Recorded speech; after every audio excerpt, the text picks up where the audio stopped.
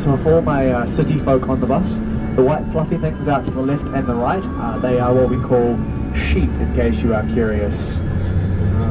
Yes, welcome onto the farm, everybody. Now, one thing you'll need to know, or you may notice, as you are travelling down, and if you do decide to visit many other farms while you're travelling around New Zealand, not many of them have these lovely paved roads running through the middle of them.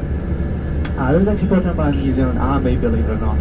Because back in '98, when Peter Jackson first arrived here, yep, 1998 by the way, when he first arrived, he wasn't a rich and famous man like we know him today. He had some help from the government, went to Helen Clark, who was the Prime Minister at the time, and asked for some funding. Unfortunately for Peter, all the money in the budget for filmmaking had already been used up by then, but thankfully she saw the potential of what Peter Jackson was doing. So gave him easy access to all the national parks throughout New Zealand, and actually gave him the use of the army engineers, because back in '98 there wasn't much engineering going on. So they came in here, helped with building of the roads, foundations of all the buildings, and actually helped Peter Jackson for the next 2 years of filming. As a reward, he actually put them in the movies. So for all those that have watched them, which should be everyone on the bus, they appear in the second movie at the Battle of Helm's Deep. They are the Uruguay Army.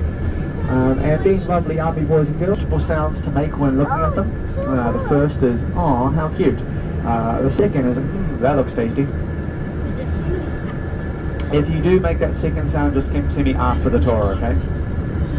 But in regards to the lambs, I am sorry because I can't beat that. The cuteness level is kind of the plateau of this tour. Sorry, team. But as you come up this way, guys, if you look down through the valley to the right-hand side, you're going to get your first little glimpse of our movie set. So you have the back of the mill house coming into view now. You got the twin arch stone bridge, which we walk across, and then takes that we're driving next to with the white standards on it. This right here is actually the boundary fence between the Alexander farm and the other property. The reason I'm pointing that out, imagine being that close to owning a movie set, everyone. Just not close enough. They always say grass is green on the other side. Oh well. Now because I don't know how to use the remote, our lovely driver has put on the next video for us. It's a little behind the scenes look at what's going on.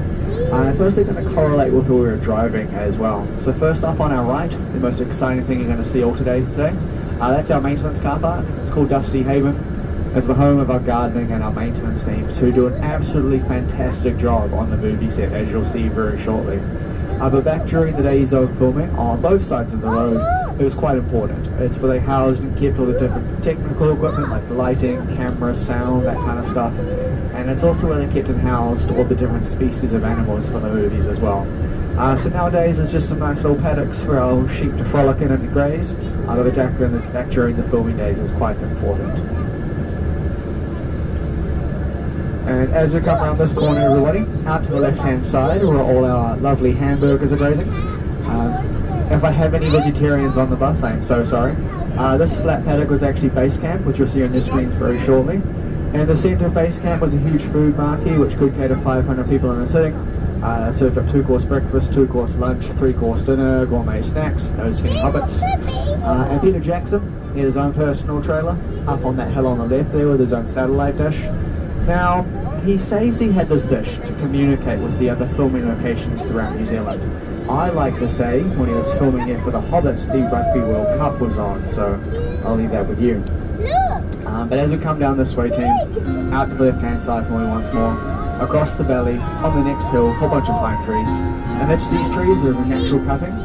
There's a scene shot there. It's where the world gets the first glimpse of this farm in the movies.